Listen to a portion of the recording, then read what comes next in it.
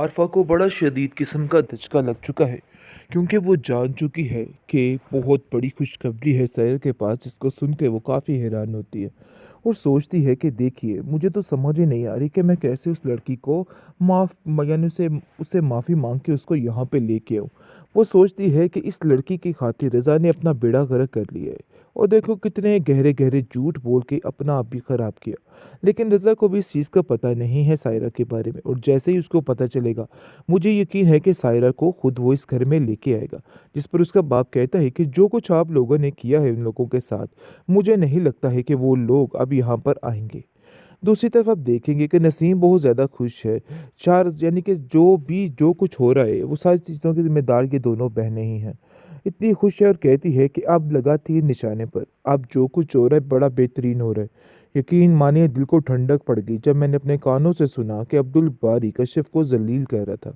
लेकिन कश्यप की वजह से यानी कि काफ़ी परेशान हो चुका था अब्दुल बारी, क्योंकि वो भी परेशान थी इसके इस रवैये की वजह से, जिस पर अब्दुल बारी भी उससे माफ़ी माँग लेता है और कहता है, कश्यप, मैं तुमसे कभी किसी चीज़ की तवक्का नहीं करता था, लेकिन अब मैं तुमसे ये कहता हूँ कि तुम्हें मेरी बहन का ख्याल रखना है, क्योंकि मैं अपनी बहन को ऐसे नहीं छोड़ सकता हूँ।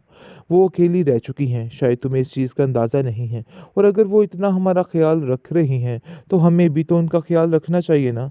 अब उनकी उम्र नहीं है कि वो घर के सारे काम करें। देखो, एटलीस्ट तुम खाने का ही बंदोबस्त कर लिया करो, खाने का ही काम सँभालो, क्योंकि मुझे नहीं लगता कि अब उनकी तबीयत इस चीज़ की इजाज़त देती है कि वो ये सारे काम खुद करें।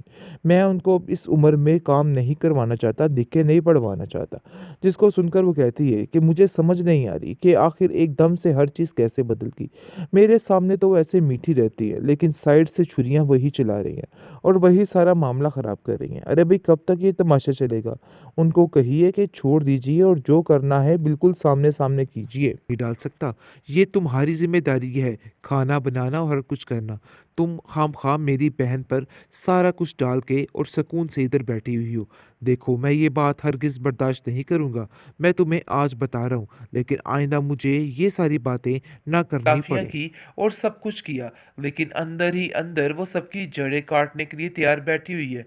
उसे लग रहा से रहा है कि जैसे उसका बाप सिर्फ़ और सिर्फ़ इस कश्यप की वजह से उससे दूर हुआ था और उसे छोड़ के चला गया। वो सरासर हर बात की गलती कश्यप पर डाल रही है और कश्यप को ही हर चीज़ में सज़ावार समझ रही है, लेकिन अपने पैरों पर पानी नहीं डलने दे रही। आप देखेंगे कि वो कहती है कि वैसे एक बात तो तय है कि मेरी ज़िंदगी बहुत ज़्यादा अधूरी हो गई अपने बाप के बगैर। जब का वो इस दुनिया से गया, ऐसा लगता है सब कुछ ख़त्म हो गए। लेकिन आप देखेंगे कि कश्यप भी अकेली रह चुकी है, क्योंकि कश्यप का साथ देने के लिए मज़ीद कोई भी उसके साथ नहीं खड़ा है। बस 2 दिन की बहारें थी, जो उसने ऐश करनी थी कर ली, लेकिन अब मामला काफ़ी संगीन हो चुका है। दूसरी तरफ सायरा ने अपना बड़ा अच्छा और बेहतरीन कारोबार शुरू कर लिया है। उसको बिल्कुल ये बात खटक चुकी थी और वो कहती है कि तुम्हारी वजह से कश्यप, आज मैं अपने पैरों पे खड़ी हुई हूँ और देख लो, तुम्हारा बिल्कुल तरीका ठीक था। आज मेरे साथ ऐसा ही होना चाहिए था। आज मुझे किसी की कोई परवाह नहीं है। जिसको सुनकर वो कहती है कि तुम्हारे अंदर ये काबिलियत मौजूद थी, इसलिए किसी का इसमें कोई कमाल नहीं। कमाल सिर्फ़ और सिर्फ़ तुम्हारा अपना है। इसलिए तुम इन बातों को लेके परेशान मत हो। सब ठीक हो जाएगा और बहुत जल्द सब ठीक होने वाला है। देख लेना एक दफ़ा बस तुम्हारा ये काम अच्छे तरीके से भागने लग जाए, फिर तो तुम्हारे वारे न्यारे हो जाएँगे और तुम बिल्कुल भी परेशान मत होना। दूसरी तरफ शमीम जो है, वो नसीम के साथ मिलके गहरी-गहरी साज़िशें कर रही है और कहती है कि बस जितनी जल्दी हो सके इनका ये सारा खेल तमाशा ख़त्म करना है और इस कश्यप को इस घर से बाहर निकालना है। ट्रॉमा सीरियल ऑफ शमीम की ये एपिसोड काफ़ी इंटरेस्टिंग है, क्योंकि नाज़रीन इसमें दिखाया जा रहा है कि किस तरह अब्दुल बारी अपना सारा भेद बदल चुका है। अपनी बहन की मोहब्बत में आके हर चीज़ को भुला चुका है। कश्यप की सारी की गई बातें, सारी की गई नेकियां जो उसके सामने बेकार सी लगने लग गई हैं। यानी कि इस चालाक औरत के पीछे हर चीज़ आज ख़त्म होती हुई नज़र आ रही है। नसीम भी समझ नहीं पाई थी अपनी बहन के इस चालाकपन को, और वो कहती है कि अरे भई आपा, मान गई आपको, आप तो बहुत बड़ी एक्ट्रेस निकली। जिस पर शमीम आपा कहती है, किस तरह की बातें कर रही हो? मैं तो अपने भाई की मोहब्बत में ये सब कुछ कर रही हूँ, इसके अलावा और कुछ नहीं। क्योंकि मैंने सोच लिया कि अब्दुल बारी मेरे साथ रहेगा तो सब कुछ ठीक रहेगा।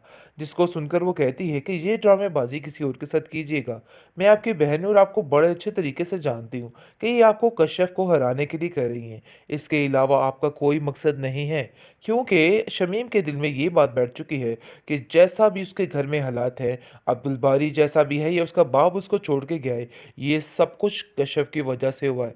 और आज कश्यप यहाँ पे ना होती तो ऐसा कुछ भी ना होता। यानी कि सरासर सारा ब्लेम जो है कश्यप पे डाल दिया गया है। लेकिन ये बिल्कुल गलत है। दूसरी तरफ आप देखेंगे, कश्यप जो है वो कहती है कि आखिरकार आपाजान ने अपना सारा रंग बिखेरना शुरू कर दिया है। सब कुछ खुल के सामने आ चुका है। मुझे तो अंदाज़ा ही नहीं था कि आखिर वो ऐसा भी कर सकती हैं। कब तक ये हरकतें करेंगी और कब तक हम सबकी ज़िंदगियों में ज़हर घोलती रहेंगी। आगे से आप देखेंगे कि कहता है अब्दुल बारी कि वो बेचारी परेशान औरत, अकेली औरत, और तुम उससे इतने मुकाबले लगा के बैठ गई। आखिर तुम ऐसा कैसे कर सकती हो? खबरदार आइंदा से शमीम आपा के बारे में कोई भी उल्टी-सीधी बात की, वरना इस घर में ठहरना तुम्हारा मुश्किल हो जाएगा। जिसको सुनकर कश्यप काफ़ी हैरान होती है और कहती है कि आखिर क्या मामला हो गया कि सब कुछ ही खत्म हो गया, क्योंकि शक तो उसको पहले दिन से था। जुलेखा ने उसको पहले ही कहा था कि शमीम की बातों में मत आना, क्योंकि शमीम काफ़ी चालाक औरत है और अपने मुफाद की खातिर कुछ भी कर सकती है। सो उसने ऐसा ही किया। अपना रख रखाव और हुकूमत की खातिर उसने सबसे माफ़ी तलाफियाँ की और सब कुछ किया, लेकिन अंदर ही अंदर वो सबकी जड़ें काटने के लिए तैयार बैठी हुई है।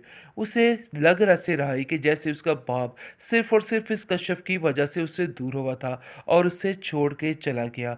वो सरासर हर बात की गलती कश्यप पर डाल रही है और कश्यप को ही हर चीज़ में सज़ावार समझ रही है, लेकिन अपने पैरों पर पानी नहीं डलने दे रही। आप देखेंगे कि वो कहती है कि वैसे एक बात तो तय है कि मेरी ज़िंदगी बहुत ज़्यादा अधूरी हो गई अपने बाप के बगैर। जब का वो इस दुनिया से गया, ऐसा लगता है सब कुछ ख़त्म हो गया है।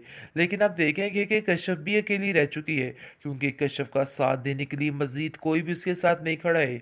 बस 2 दिन की बहारें थी, जो उसने ऐश करनी थी कर ली, लेकिन अब मामला काफ़ी संगीन हो चुका है। दूसरी तरफ सायरा ने अपना बड़ा अच्छा और बेहतरीन कारोबार शुरू कर लिया है। उसको बिल्कुल ये बात खटक चुकी थी और वो कहती है कि तुम्हारी वजह से कश्यप, आज मैं अपने पैरों पे खड़ी हुई हूँ और देख लो तुम्हारा बिल्कुल तरीका ठीक था। आज मेरे साथ ऐसा ही होना चाहिए था। आज मुझे किसी की कोई परवाह नहीं है। जिसको सुनकर वो कहती है कि तुम्हारे अंदर ये काबिलियत मौजूद थी, इसलिए किसी का इसमें कोई कमाल नहीं। कमाल सिर्फ़ और सिर्फ़ तुम्हारा अपना है। इसलिए तुम इन बातों को लेके परेशान मत हो। सब ठीक हो जाएगा और बहुत जल्द सब ठीक होने वाला है। देख लेना एक दफ़ा बस तुम्हारा ये काम अच्छे तरीके से भागने लग जाए, फिर तो तुम्हारे वारे न्यारे हो जाएँगे और तुम बिल्कुल भी परेशान मत होना। दूसरी तरफ शमीम जो है, वो नसीम के साथ मिलके गहरी-गहरी साज़िशें कर रही है और कहती है कि बस जितनी जल्दी हो सके इनका ये सारा खेल तमाशा ख़त्म करना है और इस कश्यप को इस